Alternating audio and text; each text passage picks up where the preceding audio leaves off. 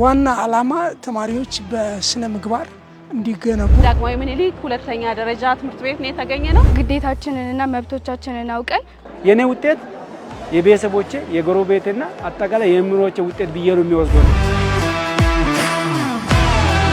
በትምህርት ቤታችን ውስጥ አርፋሽ ተማሪ ለምን ይበዛል? በእኛ ብናየው ኩረጃ ማለት አጸያፊ ወይም ደግሞ ሙስና። ተማሪዎች ከትምህርት ኖርማል ከቀለም ትምህርት ከመጀመራቸው በፊት ለ30 ደቂቃ ያክል መልካም ዜጋ መገለጫዎቹ አንደኛ ታማኝነት፣ ህግን ማክበር፣ በእኩልነት ፕሪንሲፕል ላይ ማመን። ትውልድ ግንባታ ላይ ምን አይነት ስራዎች እየተሰሩ ነው የሚለው እነዚህ ታማኝነት፣ ኃላፊነት፣ እንክብካቤ፣ ሰብአዊነት በእነዛ መሰረት ባደረገ በሁለንተናዊ ስብዕና የተሟላ ብዙ ብቁ ዜጋ መፍጠር ላይ ነው። ከኔ በላይ ያሉትን ብቻ ሳይሆን ከኔ በታች ያሉትንም እንዳከብርበት ረድቶኛል። መምከር፣ መገሰጽ፣ ማነጽ እና መቅረጽ የሁሉም ባለድርሻ አካል ቢሆንም እንኳን የመምህሩ ደግሞ የአንበሳ ድርሻ ይዛል።